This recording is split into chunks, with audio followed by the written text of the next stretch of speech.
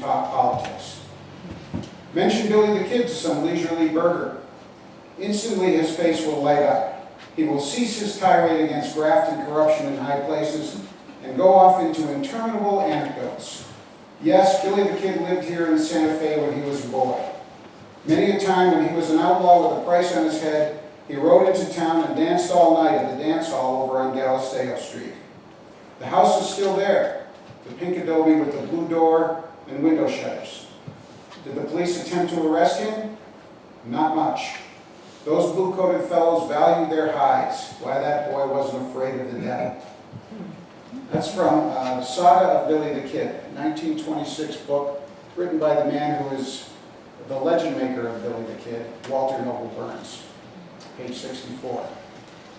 Burns places his protagonist squarely in the Santa Fe landscape, and as Mark Twain once said, if that don't fetch him in, then I don't know Arkansas. Who was Walter Noble Burns, the man who made the legend of Billy the Kid?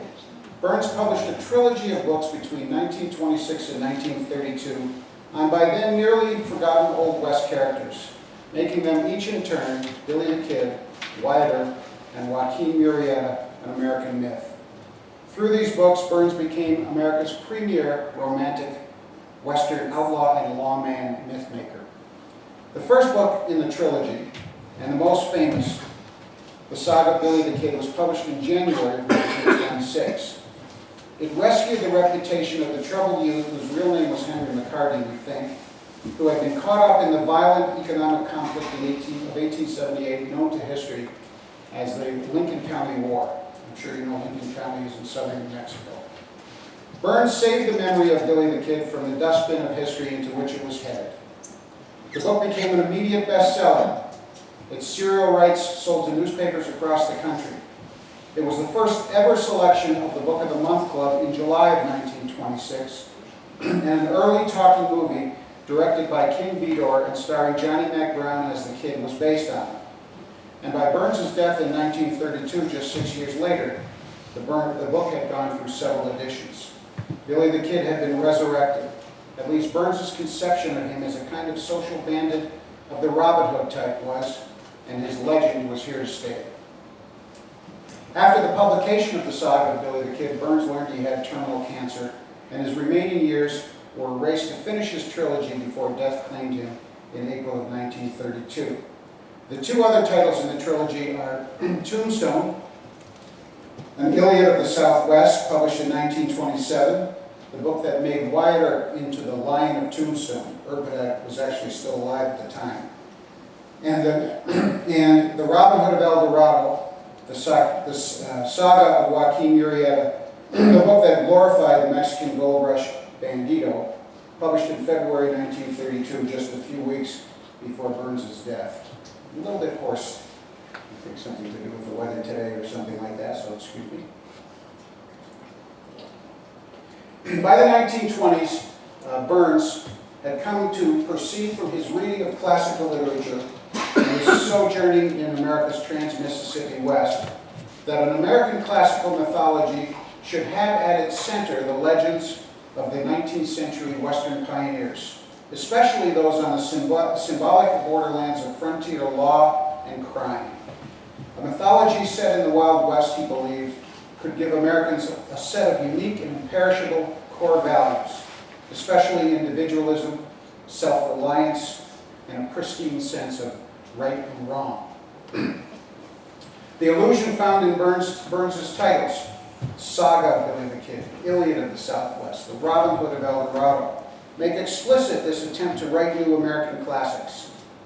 He saw Billy the Kid's life and his epic encompassing classical literature's romance, mystery, allure, and suspense. He alluded with candor to this in the pages of Saga. In a quasi-confessional passage admitting his inability to separate fact from fiction in the kid's life, he wrote, "The foregoing tales may be regarded as you please, as the apocryphal cantos of the saga of Billy the Kid. They are not thoroughly authenticated, though possibly they are in the main true. Most of them are perhaps too ugly to be inventions." Close quote. These cantos cantered across New Mexico and the world, raising the kid's profile to what Burns called, quote, the mellow and genial immortality, like that which gilds the misdeeds and exaggerates the virtues of a Robin Hood or a Jesse James. Close quote. Burns had extensively read outlaw and pirate stories from other cultures, and well understood the vicarious identification readers have with flouters of authority. His aim in his books was neither to write for other historians nor for the permanent record. He did admire contemporary professional historians like Maurice Garland Fulton, an English professor at New Mexico Military Institute who was writing an academic history of the Lincoln County War, but he had little faith that such authors could reach an audience of any size. His ultimate goal, after all, was to produce American sagas that would be widely accessible and accessible to those he had been writing for all his adult life as a journalist. He believed for the vast majority of these readers, the bare outlines of real events were enough, even if they were finagled or enhanced to make them into a better story. There were in the early decades of the 20th century two main propagators of American Western myths. One was Burns, the other was Buffalo Bill Cody. Buffalo Bill Cody through his Wild West show. Cody bequeathed us the template of the classical West that was adopted by countless Western filmmakers and novelists, but with the exception of his own friend, Wild Bill Hickok, he had little to say about any particular individual. It was Walter Noble Burns who gave us the individual heroes, villains, and other assorted characters whose names are now known by millions, not just in America, but all around the world. Iconic figures like Billy the Kid, Pat Garrett, Wyatt Earp, Doc Holliday, John Ringo, and Joaquin Murrieta. Burns' personal story, however, is pretty much a blank page in history, due to a puzzling lack of interest in the writer who made the myths we know so well. He is ignored even in important Western encyclopedias.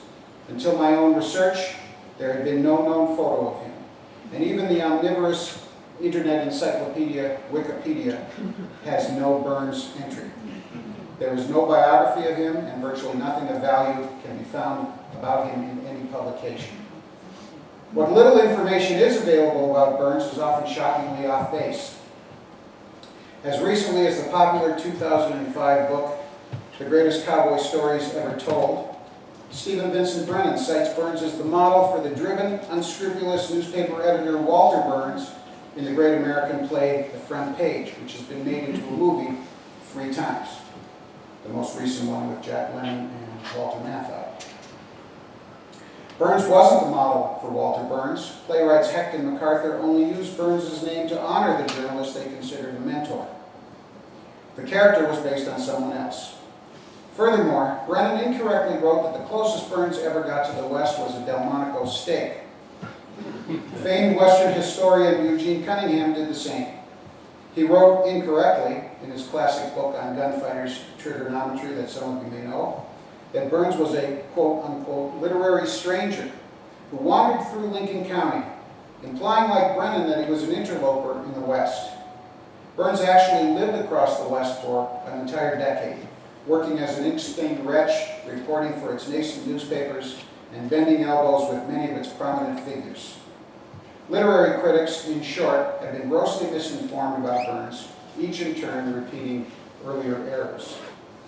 Walter Noble Burns was born in 1866 and raised in the state of Kentucky.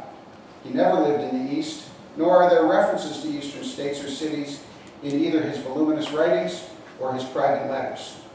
All of this is a testimony as to how he was able to keep his personal history very private, even as he claimed the mantle as America's first important Western writer.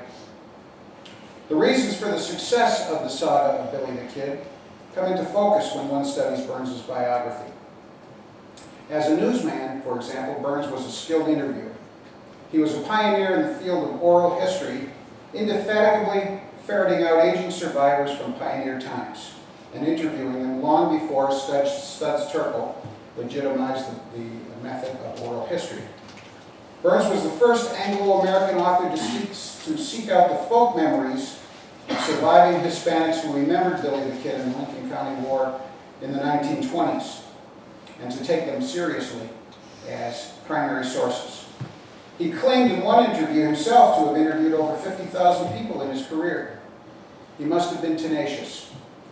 El Paso author-artist Lee McCarthy writes of interviewing a Lincoln County old-timer 30 years after Burns came through the area, who in frustration tells him that he, McCarthy, quote, asks more questions than Walter Noble Burns could in a lifetime, end quote. Burns amassed a large collection of Lincoln County Hispanic folk history, about which he had two minds. He knew the limitations of folk history only too well. He wrote, "It is not always possible to get truthful history from the stories of old-timers." We call them Uncle Ned stories. Two old-timers rarely agree on anything. Even testimonies before courts and commissions differ so materially that all you can do is hazard a guess as to who is doing the hardest lying. By the mid-1880s, when the young Burns had proven he was ready for higher education, having won writing contests nationwide, his father was unable to afford college tuition for the precocious teenager. Burns had to enroll in the proverbial school of hard knocks as a newspaper stringer. He worked assiduously to make up, however, for his lack of formal education. The allusions found throughout his writing testified to a stringent self-education in the classics. He went to work from 1887 to 1890 as a cub reporter for the Louisville Post. Then, following Horace Greeley's advice, the young man went west. He signed on to work as a lowly seaman on an Arctic whaler. After his return from the sea, in a whaling industry that was dying, for several years he was an itinerant reporter. In 1898, he left the West, came east, and enlisted in the Spanish-American War. And upon his return from that war, he can be found in the 1900 census, living in downstate Centralia, Illinois, enumerated as a tramp, a common census identification at the time for out-of-work males. At this low point in his life, he traveled to Chicago, where things turned around for him. At age 32, he married, settled down, and began what was an illustrious journalistic career. In the first 2 decades of the 20th century, Burns was a widely discussed literary critic for the prestigious Chicago Inter-Ocean. After that paper folded, he reinvented his journalistic self as a popular crime reporter for Colonel McCormick's Chicago Tribune. This unusual mix of high literature and low crime would characterize his Western books. He was a part of the hothouse of writing known as the Chicago Literary Renaissance, which included such figures as Theodore Dreiser, Ring Lardner, Upton Sinclair, and Richard Harding Davis. For more than 20 years, he was a heavyweight presence on the Chicago newspaper scene and in popular journals and periodicals of the day. A prominent figure in the Chicago school known as muscle journalism, as exemplified in the front page. During the course of his reporting life, he would come to know many figures associated with guns and crime, from Old West gunfighter Bat Masterson to mobster Scarface Al Capone. In his reporting, he developed journalistic qualities that can be found in all his books. Prose that is accessible, conversational, clear, and this would really please Burns, dramatic. After retiring from daily journalism in 1919, he spent his remaining years immortalizing those Western American pioneers, like Billy the Kid, who were on the cusp of being consigned to oblivion. He was so successful that he made their names into cultural metaphors. Burns wrote 2 other influential books outside of his trilogy, minor classics in their own right. 1913's A Year with a Whaler, and 1931's The One-Way Ride, The Red Trail of Chicago Gangland. Red referring, of course, to blood. A book he considered a failure, Whaler, has seen several reprints and still sells in coastal village fishing shops and seafaring museums. I've seen it on both coasts. The title One-Way Ride comes from the ride you do not want to go on with a mobster.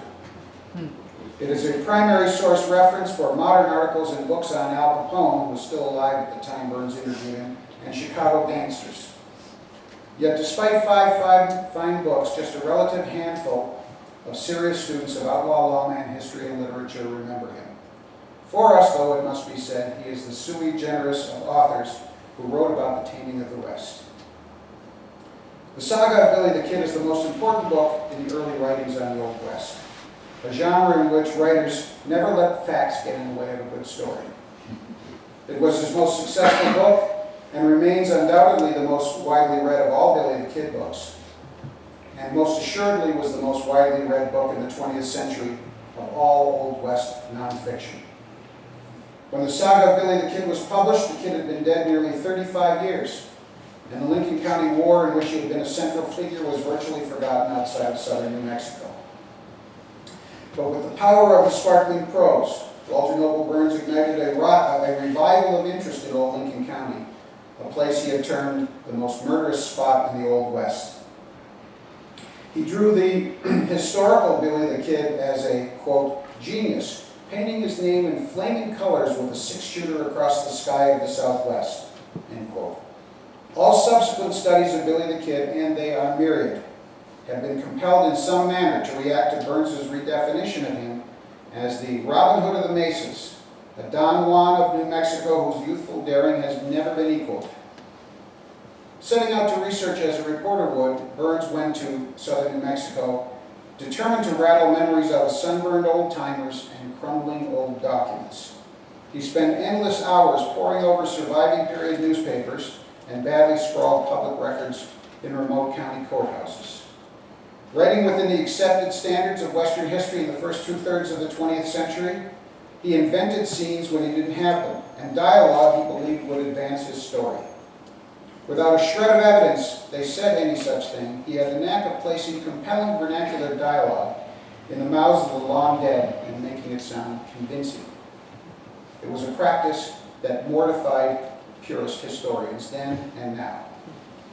But he wrote in an era when the standards for frontier American history were so lacking in stringency that most practicing historians deemed its writings worthless. The same year the saga of Billy the Kid was published, Carl Sandburg had embellished unashamedly in volume 1 of his best-selling Lincoln biography. Daniel Borston has written that sifting old Western histories is like trying to sift molasses.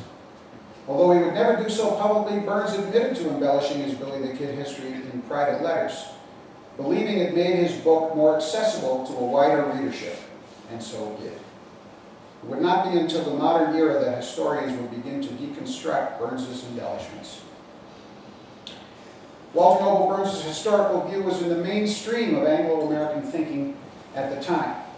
Like most writers of his day, he was heavily influenced by Frederick Jackson Turner's famed Frontier Thesis, first published in 1893 when Burns was 27 years old and living west. For Turner, the spirit and success of Americans was linked to their westward expansion. He posited that the unique and rugged American identity coalesced at the precise juncture between the civilization of settlement and the savagery of the wilderness. All this produced an American with the power to tame the wild with strength and individuality. And so Burns especially admired New Mexico Territory's slayer of Billy the Kid, lawman Pat Garrett, and Arizona Territory's Wyatt Earp. For him, they were frontier civilizers whose killings were necessary to make the West safe for hardy Eastern Anglo-Saxon pioneers. It is a fair question to ask, then, whether the saga of Billy the Kid is a book of history, or as later noted Lincoln County War historian Philip Rash attested, any good librarian should catalog it as fiction. The book contains more historical research than any previous writings on its subject. Of that there is no doubt, yet sorting out the history from fiction can be a challenge. For this, Burns had no apologies. He embraced the notion that, for the reader, a good story is always better than a true one, and any lie of an artist is better than any truth of a moralist. His contention was that melodramatic embellishment was perfectly acceptable if the alternative was less interesting absolute truth. He would have grasped David McCullough's axiom that no harm's done to history by making it something someone would want to read. His long suit was romantic writing, and he abhorred its absence in the work of others. He was explicit about it. In the passage that opened this talk, he used the words romantic, heroic, idealized, and adventurous, and that was just in one sentence.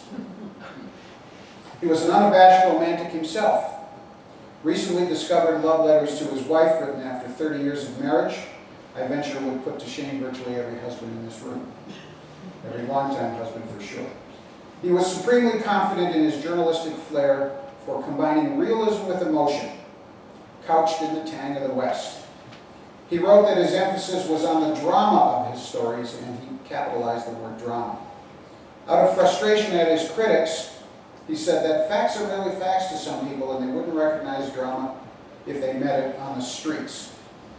In that vein, he told one correspondent about his Tombstone book, "A certain matron who was born in Tombstone and has lived there all her life wrote after reading my book that she had never realized that the men that she had known for many years or the incidents in which they figured had anything romantic about them." Not every contemporary agreed with Burns's romantic portrayal of Billy the Kid, of course. Sophie Poe, Pat Garrett deputy John Poe's widow, was hired as a consultant on the 1930 King Vidor film based on the saga of Billy the Kid. Unhappy with what she saw during the filming as the glorification of the kid, her husband was instrumental in tracking down, she sought out Vidor and told him, "Sir, I knew that buck-toothed killer, and he wasn't the way you are making him out at all." Of course, she was let go and replaced on the set by a consultant who well understood drama and romance, retired Western movie star and Shakespearean actor William S. Hart. As a side note, Vidor wanted to cast as Billy the Kid a young, unknown hoofer just brought out to Hollywood from New York who filled up his screen test as the kid. What a loss that the studio insisted on wooden Johnny Mac Brown instead of Vidor's choice, Jimmy Cagney. On the other hand, the saga of Billy the Kid appeared to have inspired bandit killers Bonnie and Clyde. Found in the backseat of their death car among shotguns, pistols, ammo, stolen license plates, and the like was a copy of the saga of Billy the Kid covered in blood with Clyde Barrow's notes in it. As to his sources for the 1878 Lincoln County War and the revenge sought by Billy the Kid afterwards, Burns shocked contemporaries by crediting Hispanic New Mexicans as legitimate sources. He wrote, "I drove to New Mexico in 1923 and spent several months collecting my data from original sources. I interviewed many old-timers who knew Billy the Kid, and some who had taken part in the Lincoln County War. I received much valuable information from Mrs. Paulita Jaramillo, who, as Paulita Maxwell, was Billy the Kid's sweetheart, and who was in the Maxwell home in Fort Sumner when the kid was killed by Pat Garrett. Also, Eugenio Salazar, the kid's best friend among the Mexicans, who was with him in the battle at the McSween home in Lincoln. Salazar gave me the story of the battle and of the kid's escape at Lincoln after killing his guards, Ollinger and Dell." Unquote. A very famous escape. Burns's conception of Billy the Kid has seminally influenced great artists, as varied as Jorge Luis Borges, Michael Ondaatje, my fellow Canadian countryman, and Aaron Copland, who created prose, poetry, and a ballet, respectively, drawn from Burns's book. Gore Vidal would use Burns's Kid as the basis for the drama The Left-Handed Gun. Novelist Larry McMurtry in Anything for Billy, and M. Scott Momaday in The Ancient Child plumb Burns for material. Billy Joel, Bob Dylan, Marty Robbins, Charlie Daniels, and John Bon Jovi composed music inspired by Burns's Kid, in some cases using his very words as lyrics. But more than a few who admired Burns as youngsters have been among his harshest critics, as though they were jilted lovers who found out that the object of their affections had lied to them. They call him a poor historian, rejecting his embellishing tendencies and sniffing at the folkloric recollections in his books. The aforementioned Philip Rash and Eugene Cunningham serve as examples. Like others, Rash cited how reading Saga gave impetus to his lifetime of researching and writing.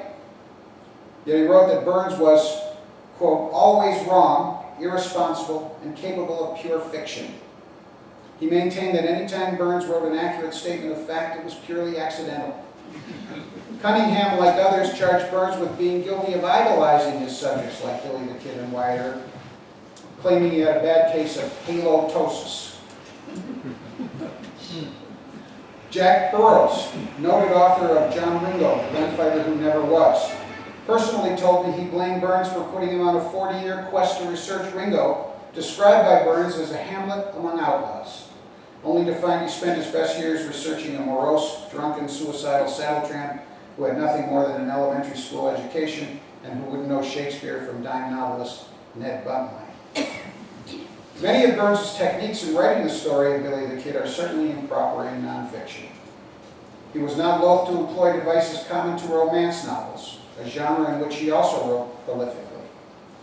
Possibly, semi-history is an accurate description of his books. Or newer terms may apply, like creative nonfiction or nonfiction novel, made popular in Truman Capote's In Cold Blood and used recently by Edmund Morris in Dutch, and memoir of Ronald Reagan, a very controversial book. Author James G. Randall, a Lincoln scholar some of you may know, when asked what he thought of Lincoln biographer Carl Sandburg, who was often compared with Burns, replied, "As a historian, he made a good poet." And so did Burns in my. However one chooses to categorize Burns in his books, he certainly was not constrained by the boundaries of traditional academic writing. Yet even if he was not a conventional historian, many academics will admit he paved the way for them by stimulating his interest. Perhaps his most important contribution was raising awareness of a then low-profile Southwestern Hispanic culture and to display Hispanic life in a positive light to American readers. Reading audiences were used to images of greasers and wetbacks and similar stereotypes. The noted literary critic has written about the saga of Billy the Kid, quote, "Walter Noble Burns was the first writer to exploit a richly romantic Mexican atmosphere with its connotations of strumming guitars and beautiful senoritas, creating a timeless beauty in what is otherwise a backdrop of barren Catalans," unquote. Burns loved beautiful Spanish place names and sprinkled them throughout his books, sometimes listing them in a row. He also loved picaresque Hispanic characters, all of which not incidentally gained him a wide readership among Hispanic Americans and even Mexican nationals in large numbers. He took great risk for an author writing for American audiences in the 1920s by showing Anglo-Americans as bullies and racist towards Hispanics. An important part of the story of Walter Noble Burns and Billy the Kid is his relationship with the kid's one-time inamorata, Paulita Maxwell Jaramillo, the granddaughter of legendary entrepreneur Lucien Bonaparte Maxwell of Maxwell Land Grant fame, who at one point owned more than 1.7 million acres of New Mexico land.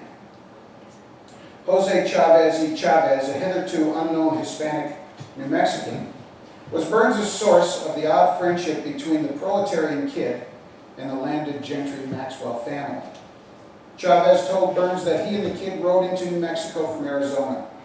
Chávez encountered the fiancée of one of Paulita's sisters on the road behind the Maxwell home and proceeded to quarrel with him. Chávez pulled a gun, whereupon Paulita's mother, who had witnessed the ruckus, ran out of her house in an attempt to save her future in-law. She begged Chávez not to kill the fiancé as he was drunk and not in possession of his senses. Chávez told her that drunk or not, he was going to kill her.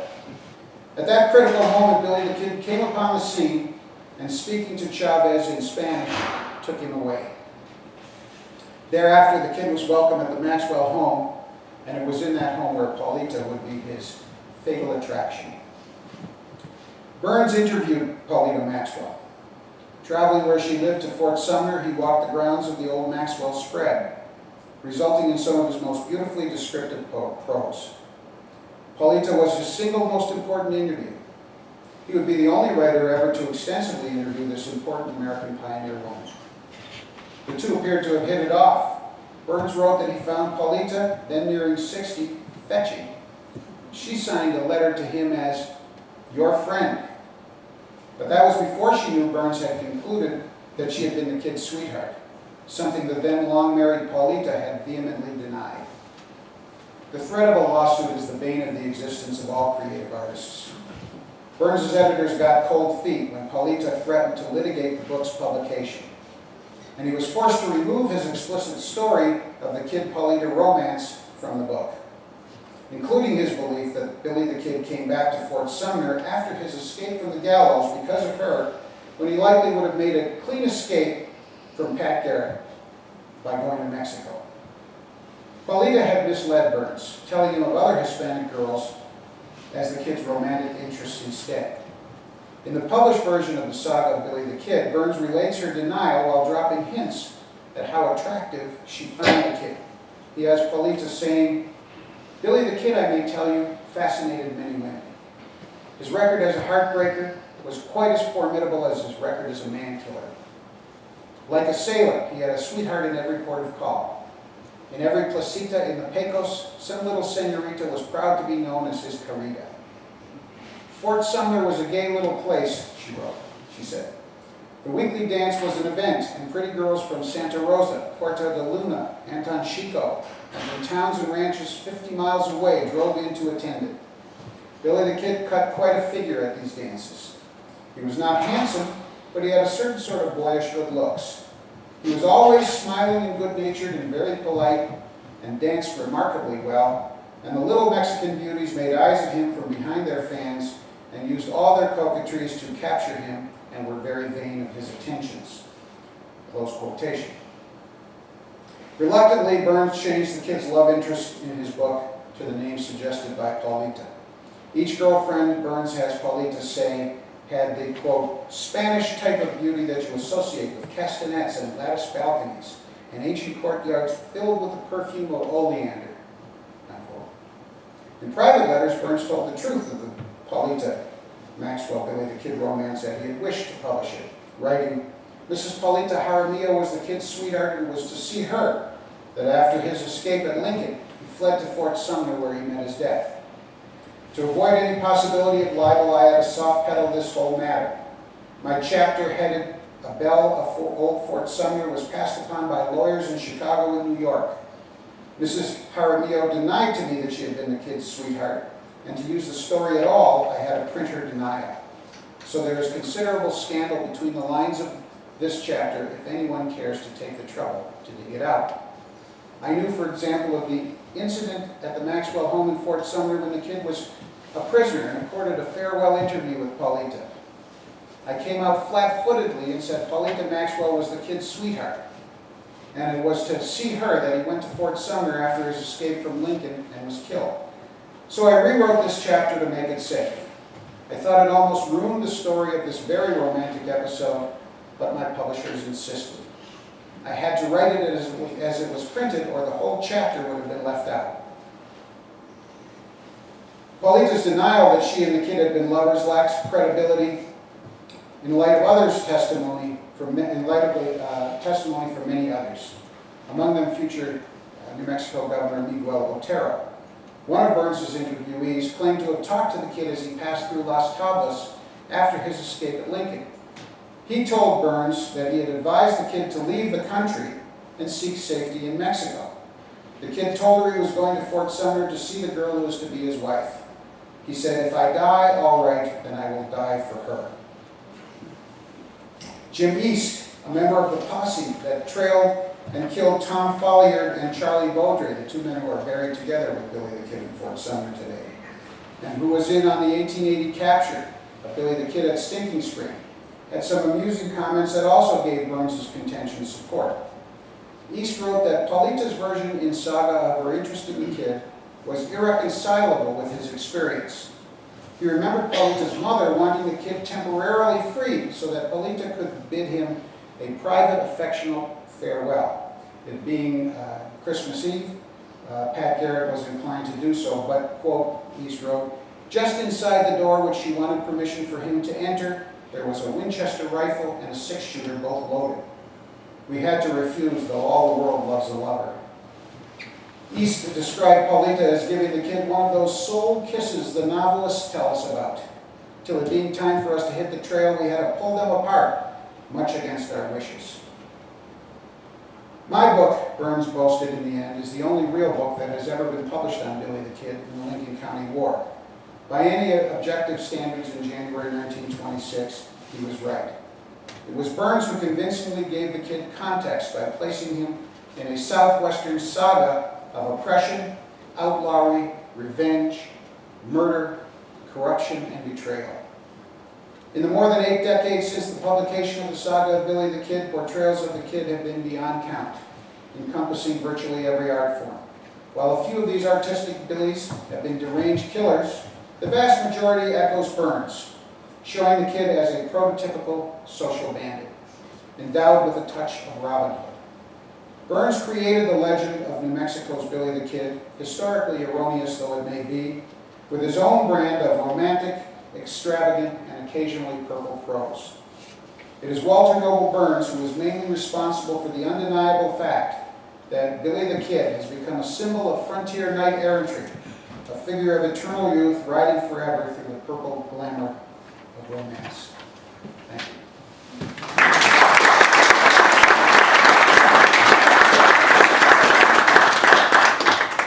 Out of curiosity, have any of you in here read the saga of Walter Noble Burns or know the book? Do you have any reaction to it yourself, if you recall? Long ago? I guess I had read so many other critics of him, they almost convinced me that it was pretty much myth, but I enjoyed the reading. I thought he wrote well. I've talked to many historians who say this is the first book I ever read, and this drew me into the study of the West. Where are the papers of Walter Noble Burns? Most of his papers are in the University of Arizona Special Collections. There are some others scattered hither and yon, but that's the bulk of his papers. As far as I know, there are some papers that are missing from that collection, like there are in many archives, and they may be in private hands at this point, but that's where you'll find most of them. Yes, sir. In those papers, are there notes of his interviews? Yes, there are some. I've concentrated on Billy the Kid, but there's a particularly revealing interview he had with Wyatt Earp in Los Angeles. Earp was well into his 70s. He was fed up at that time with the way newspapers had told his story, and Burns came out there intending to write his story as a follow-up to Billy the Kid. And Earp had already committed himself to somebody else, and Burns, such a clever interviewer, was able to wheedle out of Earp a lot of information that I don't think Earp ever even realized until the book came out that he had given him so much information. Burns tried to stop Earp tried to stop the publication of that book, even to the extent of initiating lawsuits. But of course he couldn't. He claimed his story was private and only he could sell it. Burns claimed that Earp was a public figure and most of his information came from public records. Earp died in January of 1929, and the Tombstone book came out in 1927, December 1927. But there are also notes about and letters of correspondence with people like Paulina Maxwell. But like the Hispanics down there in the Lincoln area, are there many notes of them? Oh, yes. Have they ever been printed? No. No, they're just raw notes. Some of them are in shorthand, very difficult shorthand to get translated from the 1920s. I'm not sure if he took it or if his wife took it. His wife traveled with him. They were a childless couple and they traveled the West together. But you can find the notes, they're right there. But no, they have never been published. Some of the private letters are very interesting, and most of them have never been published. Yes?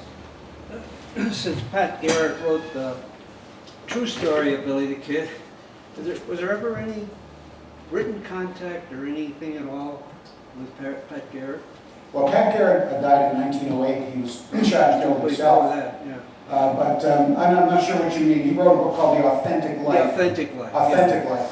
But Pat Garrett came to Lincoln County very late in the story of the Lincoln County War and was really only involved in the pursuit of Billy the Kid. The rest of that story was filled in by Pat Garrett's ghostwriter, a southern New Mexico newspaper man named Ash Upson, who gave Billy the Kid, I was talking to one of the gentlemen before, there are things we don't know about Billy the Kid, like his birth date. Gave Billy the Kid his own birth date. We don't know where he was born. We don't know when he was born. We don't know anything about his father. He may have been born out of wedlock. He may have been born to a man who became a Civil War casualty even before the kid was born. So there's still a lot of unknown questions about Billy the Kid. which gives him part of that mystery and allure and romance. Yes. Are you familiar with a book by a rancher from the Ruidoso, Lincoln area called Wilbur? His name was Wilbur Coe. Oh, A ranch on the Ruidoso. yes.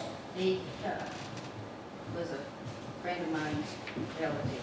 And I unfortunately loaned my book and it's out of print, so I can't Yes, refer to it.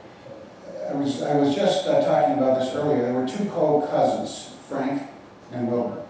And they both had ranches, and they were on Billy the Kid's side, which were the regulators' side in the Lincoln County War. The other side was called the moderators. Burns came down to southern New Mexico. Both cousins were still living, and he spent part of his time apparently writing at the Coe Ranch. And he interviewed Frank Coe extensively.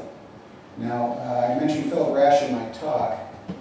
Philip Rash came along much later, and he has a note in his own copy of Saga, Billy the Kid, dated 1961, where he says that Eve Ball, who's a southern New Mexican historian, no longer, Eve Ball told Rash that Frank Coe had told her that Burns, in exchange for being allowed to write Saga Billy the Kid at his ranch, was going to give him part of the royalties to the book. Never happened. No author ever promises royalties. And in any case, Burns's correspondence, typically for a lot of authors whose correspondence you might read, is always concerned with every quarter of a penny of every book. And it just never happened that way. Now, having said that, Burns was not above letting people believe whatever they wanted to believe. And if Coe wanted to believe that, maybe he even said it, he might not have corrected him or might not have corrected him too strongly. For example, when he went out to interview Wyatt Earp, Earp said, "I'm not going to tell you anything. I'm saving it all for my private secretary, a man named John Flood." And somehow the topic got around to the long deceased, they called him Wonder, Doc Holliday, whose reputation had kind of been dragging Earp's down in the 1920s. And Earp came to believe in his own mind that Burns was going to then, if Earp wouldn't cooperate with him, write a story about Doc Holliday, which might correct the historical record.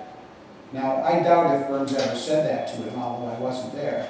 But he may have allowed Earp to believe that in order to extract information from Earp on the questions that he wanted to answer. So I grew up in Roswell. So Eve Ball also wrote co-wrote with Thelma Crosby the Bob Crosby story, who was the first Roosevelt Trophy cowboy. Right, and she also wrote, she took the memoirs of Lily Klasner, my girlhood among the outlaws. She found him in a trunk after Miss Klasner passed away, and got them in shape to be published, and it's a valuable primary source because she knew the kid. And everybody else, all the other characters in the Lincoln County War. So Burns, as a newspaper reporter, was able to frame questions in ways that might lead the people he's talking to on to believe something, because his interest is in getting the story. And that's my theory on it anyway. The University of New Mexico Press has reissued all three books in the Burns trilogy in facsimile reeditions. The covers are different, but the insides, except for an introduction, a modern introduction, all three introductions are well worth reading, are exactly as the original appeared. And I would imagine that they're available around town. They're certainly available off the internet and at places like Amazon or the UNM Press site. And if you're interested in reading them, they're great stories. There's truth in there someplace, but it doesn't matter. They're just terrific stories, and that's what really hooked me in. I wanted to find out more about this writer who was so good. When I read his turn of phrase, I said, "Boy, why didn't I ever think of phrasing something like that?" And I started to look for information about him, and there was nothing. And so that's what attracted me to Walter Noble Burns. Also, getting back to where his papers are in the University of Arizona archives, is the original chapter with a great big X through the first page. Original chapter called The Bell of Fort Sumner. And written at the top, an exasperated Burns has written, killed because of my editors. And you can compare the two chapters, and it's kind of fun to do so. Yes, ma'am? Has that chapter ever been published? No. But I've spoken about it, and I've published excerpts about it in a couple of articles.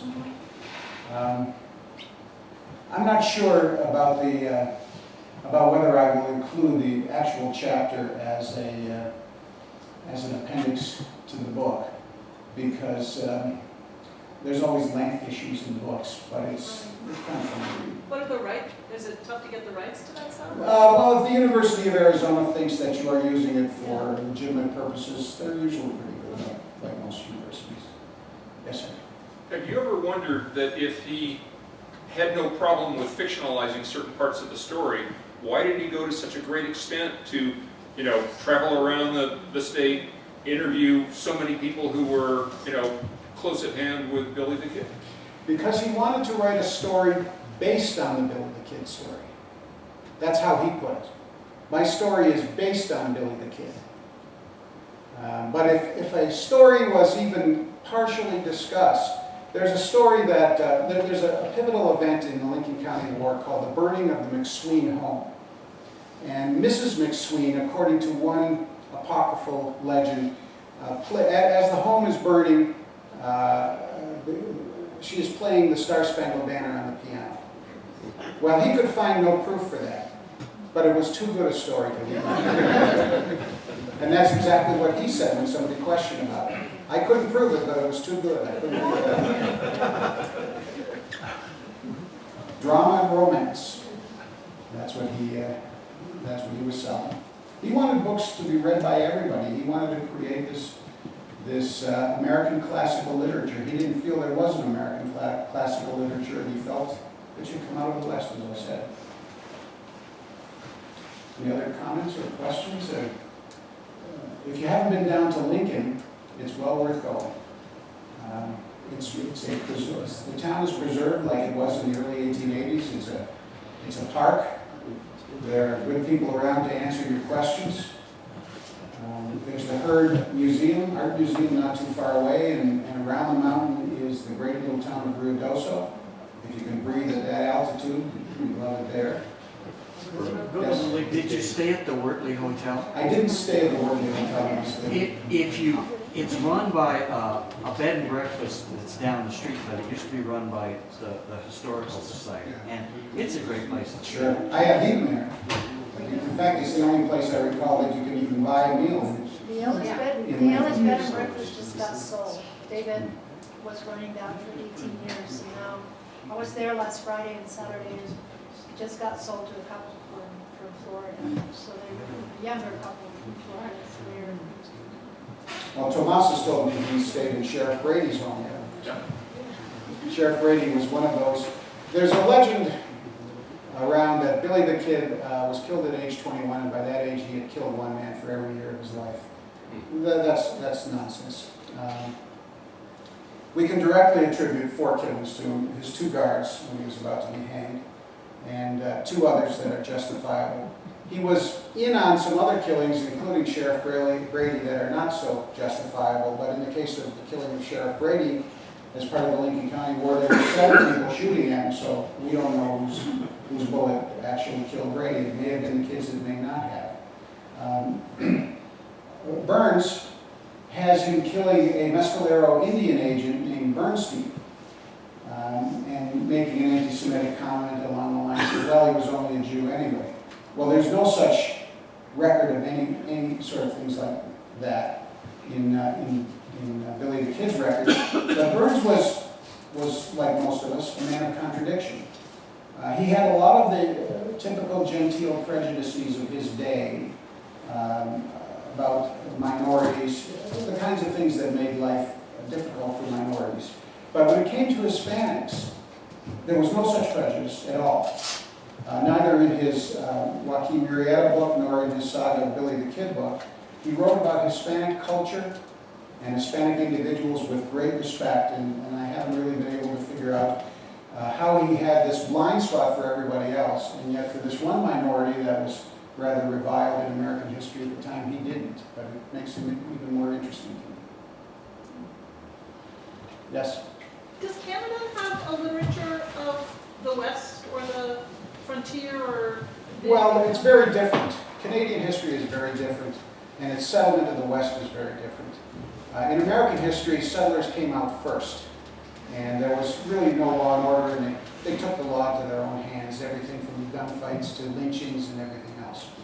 In Canadian history, the railways came first, and then the Northwest Mounted Police, the Mounties, came out, and then when people came out there, the Mounties made them turn in their guns at the local constabulary. When Americans came up there and did that, they were quite shocked. What do you mean turn in my gun? So we didn't have the kind of violence. Actually, the Wild West wasn't as violent as some American cities are now, if you look at murder rate per population. But the Canadian West was very different. The way we started our country was very different. That may be part of it. We didn't have a revolution. We had a negotiation with the British to get our independence. We didn't have that long history of slavery. We had a little slavery like the northern states did, and it disappeared early on. So whenever I told my students about the differences between the two frontiers, I would point to those three things. The way the West was settled, the lack of the violent history of slavery, and what was the third I just mentioned? I lost my train of thought here. And the way the countries began, if you consider the way something is born having an effect upon its future. So it doesn't happen. There was a famous American train robber and bank robber named Bill Miner, who got away with a lot of robberies here, came up to British Columbia, robbed one bank and was captured by the Mounties and spent years moldering in a prison. It was quite to his shock.